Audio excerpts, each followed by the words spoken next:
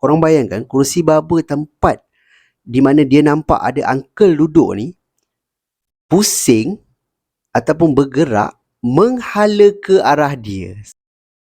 Dia ternampak ada satu susuk tubuh pocong, seekor pocong yang berdiri betul-betul di sebelah kepala dia.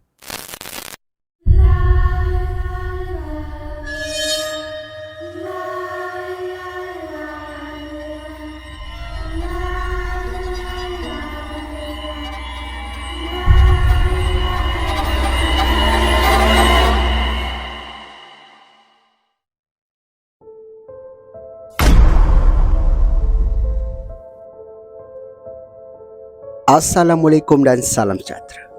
Kita bertemu lagi di dalam channel Sembang Kopi. Channel yang akan mengetengahkan kisah-kisah seram yang menarik untuk anda dengarkan. Tapi sebelum aku memulakan apa-apa kisah, izinkan aku mengucapkan ribuan terima kasih kepada korang semua yang dah pun subscribe dan support channel aku ni. Yang mana korang semua yang baru je sampai ke Sembang Kopi pun, aku nak ucapkan selamat datang. Aku doakan korang semua yang menonton video ini dipermudahkan segala urusan korang semua dan dimurahkan rezeki yang barokah. Untuk kisah seram kita pada video kali ini, seperti biasa akan ada 3 kisah seram yang dikirimkan kepada aku yang pada aku menarik untuk kita dengarkan. Di mana salah satu kisah ini dikirimkan oleh pengirim kita yang pernah bekerja di sebuah kedai barbershop. So, korang nak tahu tak kisah dia macam mana? Jangan buang masa lagi. Get your coffee. Jom, aku story.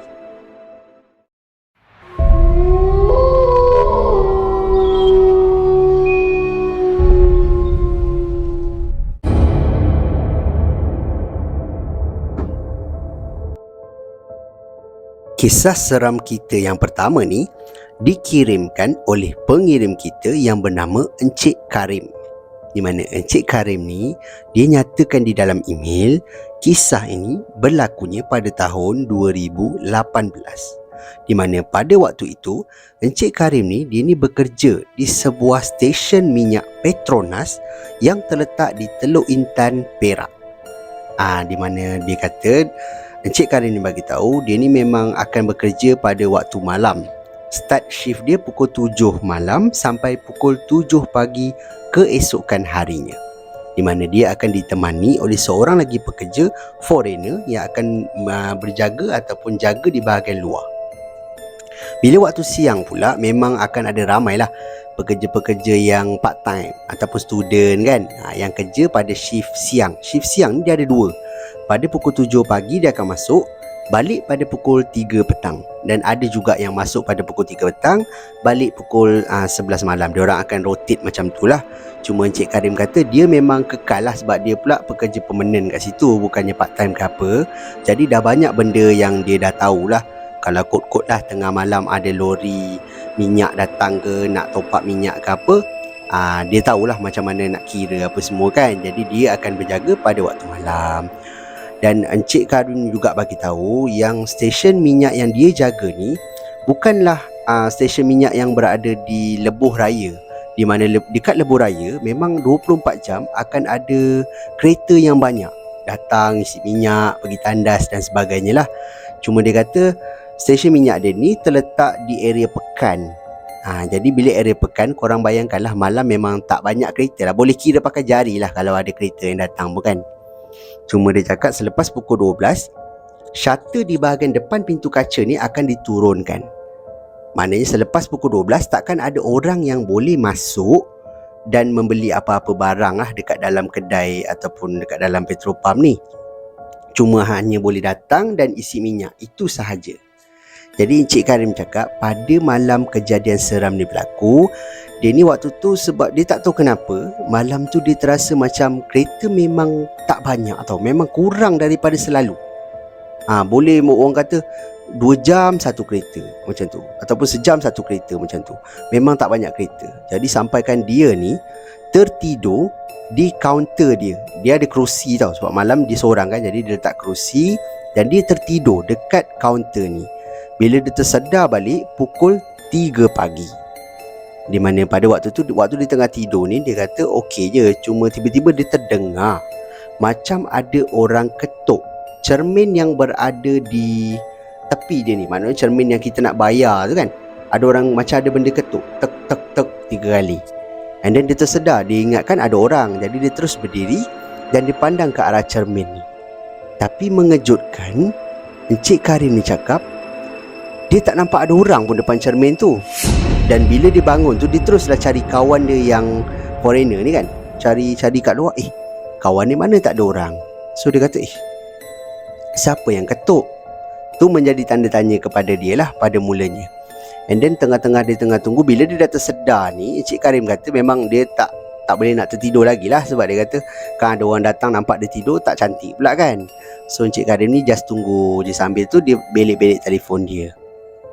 Korang bayangkan, tengah dia belik-belik telefon ni, dia ternampak daripada arah mata ataupun anak mata dia ni, macam ada sesuatu yang datang ke arah stesen minyak ni daripada arah jauh tau. Jadi dia perhati, macam ada sesuatu kan. Jadi dia alihkan pandangan dia daripada telefon ni ke arah yang dia nampak benda tu ataupun nampak orang ni. Jadi bila dia tengok, dia kata dia nampak ada satu susuk tubuh macam manusia lah, berpakaian serba hitam, berambut panjang. Bahagian muka dia pun gelap, seakan-akan muka dia tu pun hitam juga. Jadi Encik Karim ni nampak daripada jauh ni, dia kata, alamak, mana pula kawan dia ni kan. Dia dah mula rasa seram sebab dia kata rupa orang ni memang lain daripada yang lain. Tak macam orang lah. Kalau orang kita nampak dia berjalan apa semua. Ini Encik Karim kata dia nampak benda tu seakan-akan bergerak, semakin dekat, tetapi tak nampak pun kaki dia melangkah. Maknanya seolah-olah macam terbang ke arah dia, tapi dalam keadaan rendah lah, bukanlah terbang tinggi kan, terbang rendah macam tu. So dia kata mana pula kawan dia ni. Dia pun ambil telefon dia whatsapp lah kawan dia yang foreigner tu. Kau kat mana? Dia kata kan, main datang dekat kaunter sekejap, dia cakap macam tu. Tapi tak dibalas, hanya ada satu tik je dekat WhatsApp tu. Maknanya kawan dia tak ada internet lah. Jadi makin lama dia dah nampak benda tu makin dekat. Encik Karim ni terasa macam okey, ini bukan orang, confirm bukan orang. Sebab bila semakin dekat, dia nampak wajah makhluk ini seakan-akan hitam, berkedut serta matanya merah. Encik Karim nampak jelas sebab benda tu dah semakin dekat. Sampai ke satu masa Encik Karim ni dia ambil handphone dia untuk ambil gambar benda tu. Sebab dia nak tunjuk lah dekat pekerja-pekerja pada waktu siang, ataupun nak tunjuk pada kawan dia nanti kalau kawan dia datang. Tengah dia nak ambil telefon dia ni, telefon dia terjatuh. Entah macam mana, mungkin dia dalam keadaan panik. Telefon itu terjatuh daripada tangan dia, jatuh ke bawah. Jadi dia pun ambil lah telefon tu dan dia bangun. Bila dia bangun, korang bayangkan, dia tengok je kat kawasan yang dia nampak orang tu tadi ataupun makhluk tu tadi. Makhluk tu dah tak ada. Makhluk tu dah tak ada dekat mana yang dia nampak tadi. So Encik Karim ni macam okay, just ignore lah. Tapi dalam masa yang sama, dia masih lagi mencarilah mana entiti yang dia nampak tadi. So bila dia dah perhati memang tak ada. So dia kata okey lah, tak apalah. Dia pun duduklah balik dekat dia punya kerusi. Dia sambunglah buka telefon dia apa semua kan. Tengah dia lain-lain apa semua ni. Dia kata dia tak tahu kenapa dia rasa macam seram sejuk malam tu. Sebab mungkin dia dah ternampak benda tu tadi. Jadi benda tu menghantui ataupun bermain di fikiran dia. Apakah benda tu? Ataupun siapakah entiti tu? Entiti misteri tu. Jadi tengah-tengah dia main telefon ni, korang bayangkan sekali lagi dia diganggu, di mana dia terdengar seakan-akan dekat rak di dalam kedai, bukan luar kedai. Berada di dalam kedai dia ni seakan-akan ada benda yang bergerak. Ataupun dia cakap dalam email macam kawasan jajan ni macam ada orang pegang, ambil, kan ada bunyi plastik tu kan. Jadi dia terdengar tau bunyi tu. So daripada dia pandang telefon ni, dia teruslah pandang ke arah depan kan. Dia tengok ke depan, dia cari bunyi apa tu. Mengejutkan apabila dia ternampak di antara rak ini, dia tak nampak badan lah, cuma dia nampak ada satu susuk kepala yang membelakangi dia, berada di dalam kedai. Benda tu dah berada di dalam kedai Petropam ni. Di mana Encik Karim ni kata dia tersandar sampaikan badan dia terkena tempat susunan orang kata rokok kan, susunan rokok di belakang dia ni. Dia tersandar, dia tengok pada benda tu. Dan korang bayangkan benda tu bergerak keluar daripada rak ni tadi, pandang ke arah dia. Kali ini jelas Encik Karim cakap memang dia nampak betul-betul muka benda tu pandang ke arah dia dengan mata yang merah. Encik Karim ni cakap dia tak boleh lari. Dia seakan-akan terkejut ataupun terpaku dekat situ. Dia takut tapi dia tak boleh nak bergerak ke mana-mana pun. Sampaikan satu masa benda tu seakan-akan menerpa ataupun datang ke arah dia dalam keadaan yang laju. Sampaikan dia tutup mata dia macam tu. And then bila dia buka balik, sambil dia tutup mata ni, dia cakap memang dia dah istighfar. Apa benda yang dia nak baca semua dia dah tak ingat dah. Dia tak ingat nak baca ayat kursi. Dia dah tak ingat nak baca doa apa pun. Sebab mungkin dalam keadaan dia setengah panik kan. Jadi dia tak ingat apa pun. Encik Karim kata hanya dia istighfar je lah. Astaghfirullahaladzim, astaghfirullahaladzim, Allahu Akbar, astaghfirullahaladzim. Macam tu je. Sampaikan satu masa dia buka mata dia, benda tu dah tak ada lagi. Dan selepas daripada tu barulah dia nampak kawan dia ni keluar daripada arah tandas tau. Macam keluar daripada arah tepi cermin ni. Ketuk cermin tu membuatkan Encik Karim ni terkejut dan pandang ke arah kawan dia dan marah lah. "Kemana kau pergi? Aku WhatsApp kau tadi kau tak balas," dia kata. Sorry aku tertidur dekat surau," dia cakap tu. "Kenapa? Banyak kereta ke?" dia cakap. Tak ada kereta pun," dia cakap. "Tak apalah, kau masuklah," dia cakap macam tu. Dia suruh kawan dia ni masuk. Jadi bila kawan dia ni masuk apa semua, dia pun berceritalah dengan pekerja ni kan, ataupun peneman dia ni. Dia cerita. And then kawan dia ni macam percaya tak percayalah sebab tak ada bukti kan. Dan selepas saja kejadian seram ni berlaku, kawan Encik Karim ni tidak lagi berada di luar. Maknanya dia hanya duduk di dalam kedai lah, menemani Encik Karim ni tunggu di kaunter. Sekiranya ada kereta ke apa kan, just diorang isi sendiri je lah. Kawan Encik Karim ni dah tak tolong lah orang yang kat luar. Sebab Encik Karim kata dia memang takut sangat malam tu. Sebab dia seorang dalam kedai. Jika berlaku apa-apa macam tadi, gangguan tadi, dia seorang-seorang. Korang bayangkan dia nak lari ke mana? Dia nak keluar pun dia terpaksa melalui entiti tu tadi untuk keluar ke pintu luar. Petronas ni tak ada dekat, ataupun Petropam ni tak ada pintu belakang tau. Dia tak ada pintu lain untuk keluar ke belakang. Dia tak ada. Encik Karim ni cakap dia hanya ada satu pintu tu je. Jadi itulah kejadian seram yang dialami oleh pengirim kita ni, iaitu Encik Karim ni, yang dia kata memang dia tak boleh lupa lah. Sampai sekarang dia dah tak kerja lagi di Petronas tu pun dia masih lagi terngiang-ngiang. Bila dia ingat balik kisah ni, dia rasa memang meremang lah bulu roma dia. Satu pengalaman seram yang sangat memberi ketakutan kepada dia. So pada pendapat korang macam mana? Kisah ini seram ataupun tidak? Korang boleh tinggalkan pendapat korang di ruangan komen dekat bawah. Dan itulah pengalaman yang dikirimkan oleh pengirim kita ni, iaitu Encik Karim.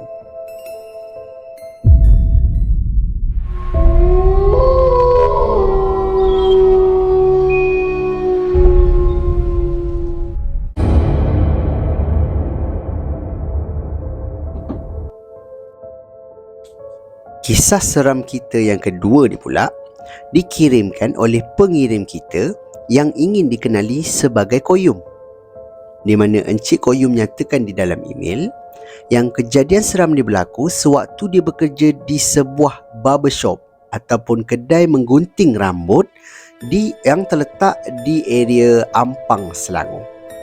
Di mana kedai ni ataupun kedai gunting rambut ni milik rakan dia. Dan dekat kedai ni pun hanya ada 2 tukang gunting, dia dan juga kawan dia. Actually sebelum ni ada 3 orang lah, tapi seorang ni dah masuk balik belajar. Dia cuti SEM je. Jadi bila dia buat part time, dia masuk balik belajar, tinggallah berdua kan. Jadi bila ramai orang, agak orang kata busy lah kan.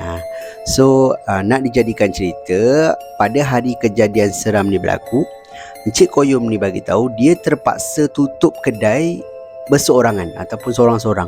Sebab kedai barbershop dia ni tutup pada pukul 7 malam. Dia buka daripada pukul 10 sampai pukul 7.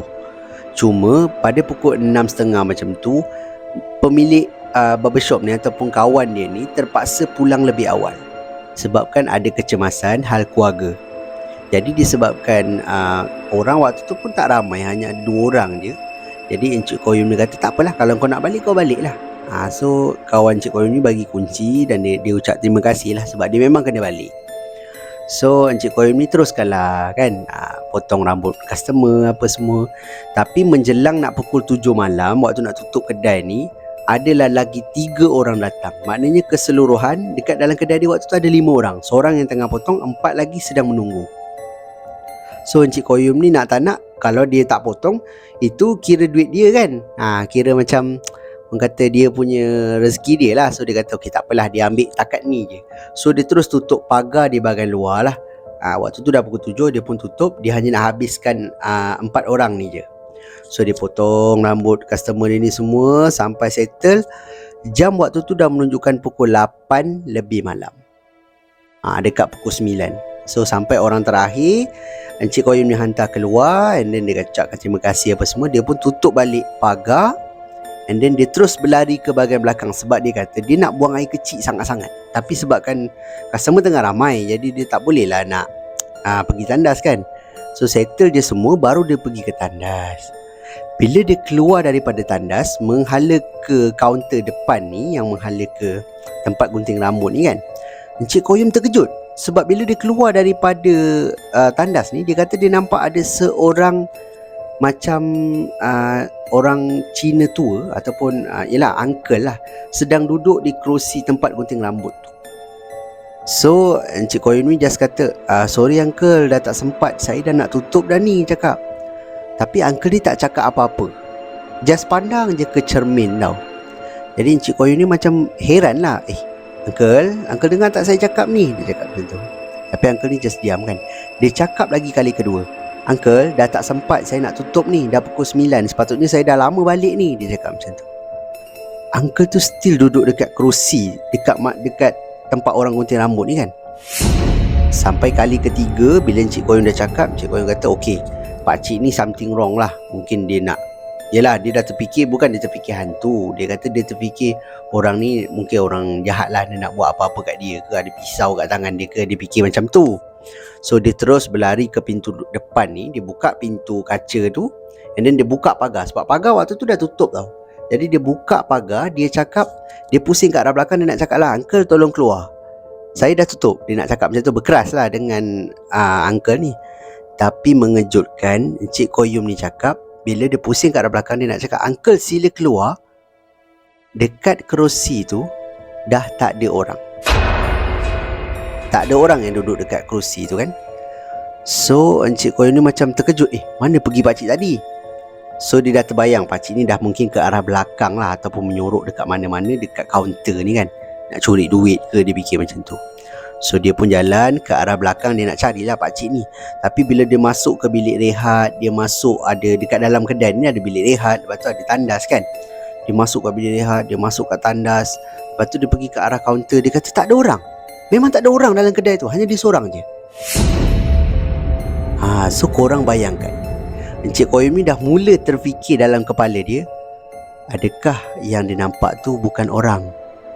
Adakah gangguan kan? Makhluk-makhluk halus lah.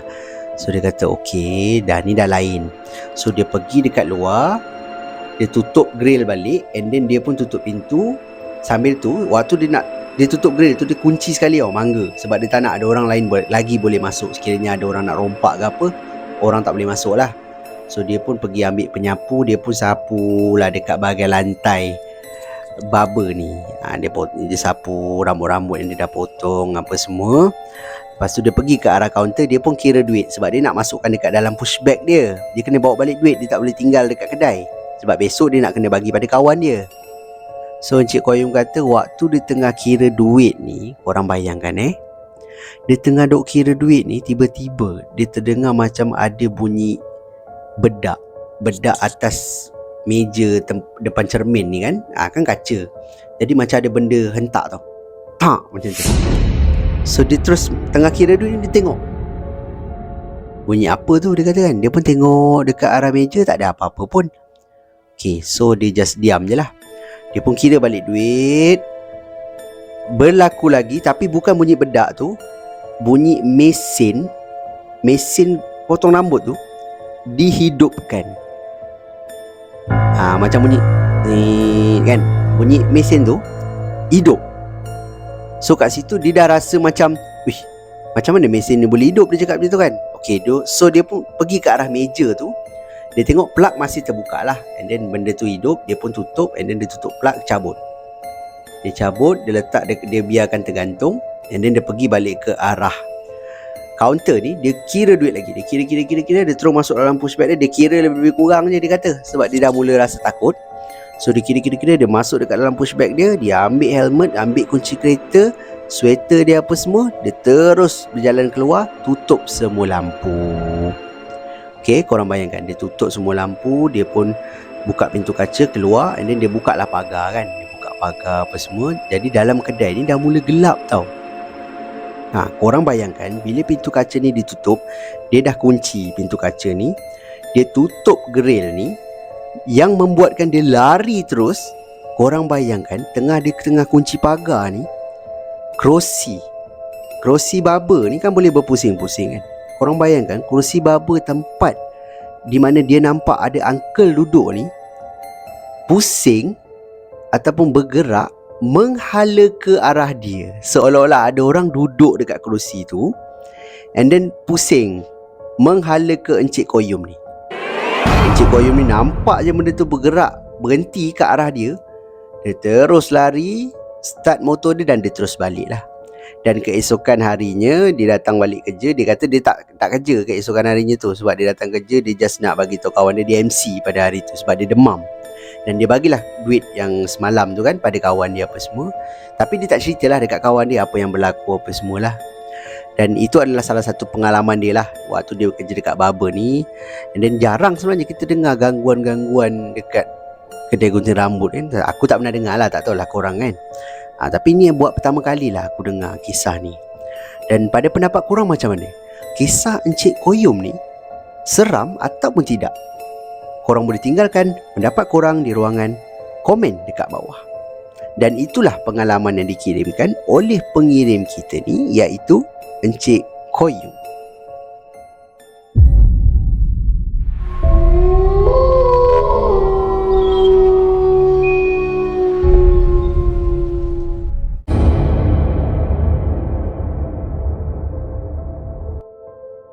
Kisah seram kita yang terakhir ni pula dikirimkan oleh pengirim kita yang ingin dikenali sebagai Encik Amrin.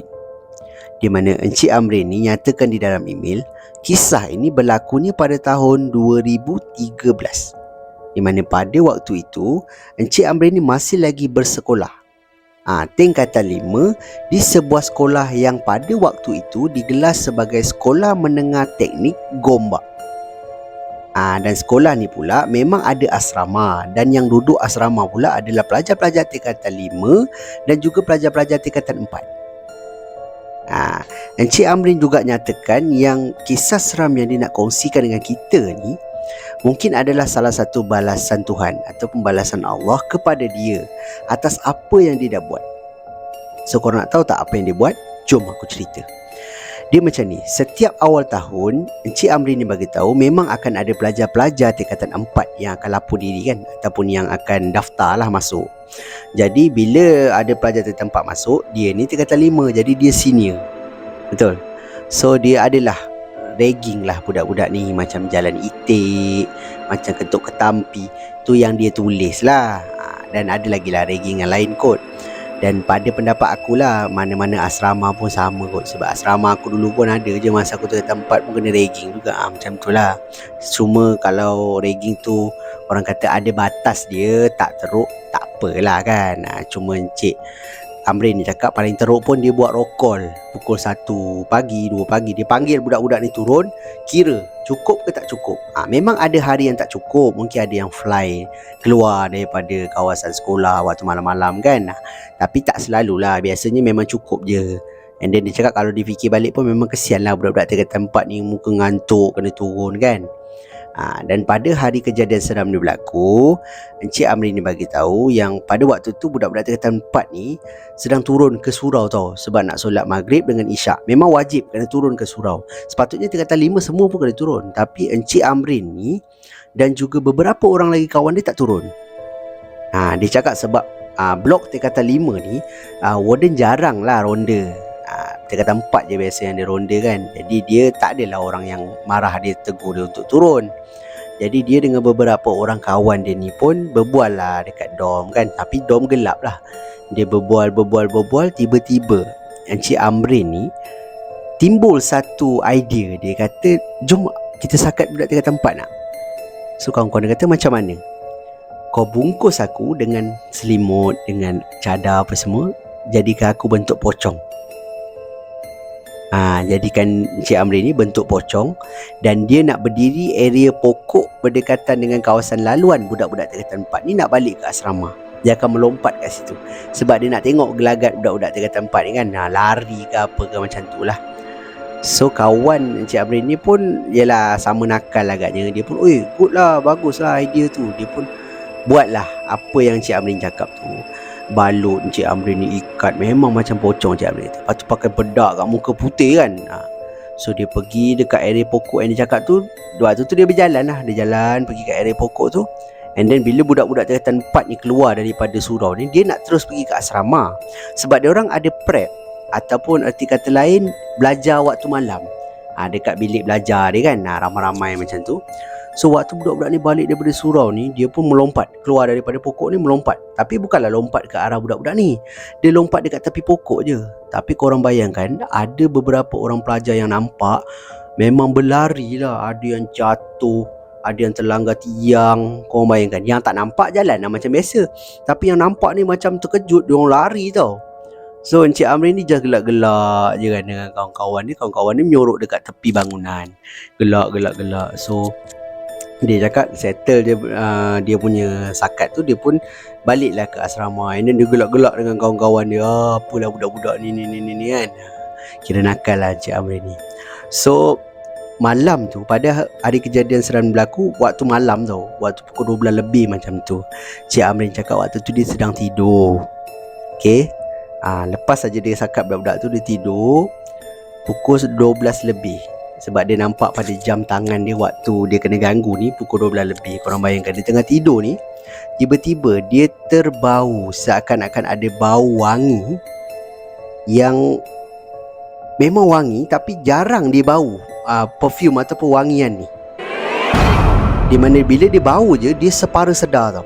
Dia taklah tidur nyenyak pun, dia separa sedar tu. Dia pun buka mata dia sebab dia bau kan. So dia kata, bau apa ni? Dia pun buka mata. Korang bayangkan, dia ternampak depan separas kepala dia. Dia tidur mengiring ke kanan, dan dia pula katil bahagian hujung. Bila dia pandang kanan tu maknanya ada loka lah. Dan atas kepala dia ada orang kata tingkap. So korang bayangkan, dia toleh ke bahagian, dia mengiring ke kanan ni. Dia buka je mata dia, dia ternampak ada satu susuk tubuh pocong, seekor pocong yang berdiri betul-betul di sebelah kepala dia. Dan dia boleh nampak dengan jelas muka makhluk ini, dan mata makhluk ini pandang tepat ke arah mata dia. Membuatkan Encik Amrin ni terus tutup muka dia dengan bantal, dan dia terus macam Allahu Akbar, Allahu Akbar, Allahu Akbar macam tu. Tapi yang peliknya, kawan-kawan dia seorang pun tak bangun. Korang bayangkan, tengah Encik Amrin tutup muka dia ni, korang bayangkan Encik Amrin terdengar ada suara daripada arah pocong ni. Suara dia macam ni. Kau takut? Dia kata. Kau takut? Berulang-ulang kali. Sampai kat Encik Amrin ni, dia sampai dia tengah takut ni, dia pun cakap, ya aku takut. Dia cakap macam tu. Lepas tu dia pun pandanglah ke arah atas, ke arah tingkap kan. Dekat tingkap ni ada seekor lagi pocong yang sedang pandang ke arah dia. Di luar tingkap. Korang bayangkan.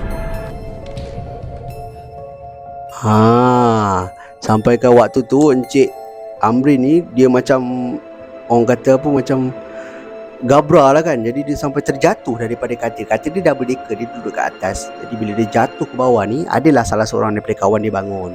Dan dia meracau-racau lah. Bila dia meracau apa semua, lampu dibuka, dan dia kawan-kawan dia pun bangun. Kawan-kawan dia tanyalah, Ren, kenapa Ren? Dia cakap kan. Lepas tu dia pun dia macam dia tengok kawan-kawan dia semua dah bangun, dan dia tak nampak lagi kelibat tu. And then dia pun cakap dengan kawan-kawan dia lah yang dia nampak pocong. So kawan-kawan dia ni ketawa lah, gelak. Lepas tu dia pun marah lah, kenapa kau orang gelak, dia kata kan. Yelah, kau takut kau budak tengah tempat, lalu kau kena, dia cakap macam tu kan. So Encik Amrin just diam lah. Malam tu Encik Amrin memang tak boleh tidur, korang bayangkan. Sampaikan dia terpaksa ajak kawan dia, teman dia. Dia orang tidur satu katil, dia double decker kan, bersebelahan. Dia orang terpaksa tidur orang kata apa, melintang. 3 orang. Dia tidur di tengah-tengah sebab dia takut. Korang bayangkan. Dan dia ada juga terfikir yang mungkin itu adalah orang, ataupun ada orang nak sakat dia balik. Macam tu lah. Tapi dia kata di luar tingkap ni, dia tak ada tempat pijak tau. Tingkap dia ni terus jatuh ke bawah. Jadi macam mana makhluk tu ataupun entiti yang dia nampak tu boleh tergantung betul-betul separas katil double decker dia. Tinggi betul orang tu. Betul tak? Dan macam mana pula boleh tergantung? Kalau itu adalah orang, macam mana dia boleh tergantung? Encik Amrin cakap. Dan selang beberapa tahun lepas tu, habis sekolah, dia dah habis sekolah apa semua, dia datanglah ke, orang kata macam ada orang meninggal kan. Jadi dia pun datang waktu tengah uruskan jenazah ni. Kan kita ada tabur kapur barus kan.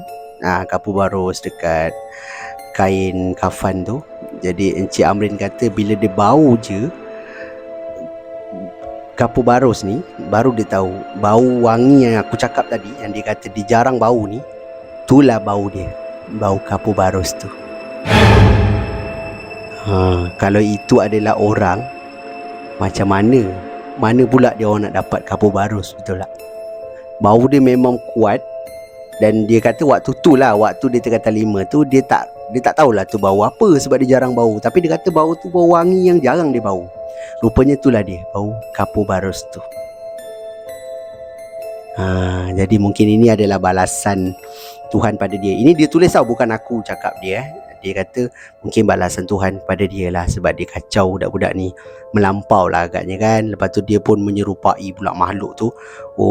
Pocong yang ada dekat situ pun, engkau pula jadi aku tak kacau orang, kau pula dekat tepi pokok kan. Mungkin lah. So pada pendapat korang macam mana? Kisah Encik Amrin ni seram ataupun tidak? Korang boleh tinggalkan pendapat korang di ruangan komen dekat bawah. Dan itulah kisah terakhir kita untuk video kali ini. Kisah seram yang dikirimkan oleh pengirim kita yang bernama Encik Amrin. Jadi itu sajalah kisah seram kita untuk video kita pada kali ini. So pada pendapat korang macam mana? Dalam ketiga-tiga kisah yang aku storykan dekat korang ni, mana satu kisah yang pada korang paling menyeramkan? Korang boleh tinggalkan pendapat korang di ruangan komen dekat bawah.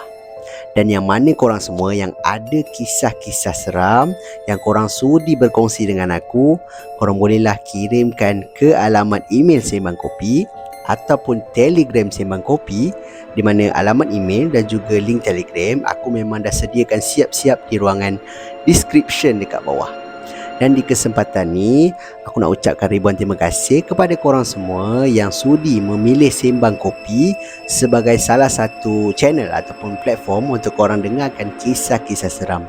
Dan korang sudi tonton video aku ni daripada mula sampailah ke hujung ni. Ini salah satu cara korang tunjukkan support korang kepada aku untuk aku terus buat video dan menyajikan kisah-kisah seram yang menarik untuk kita dengarkan.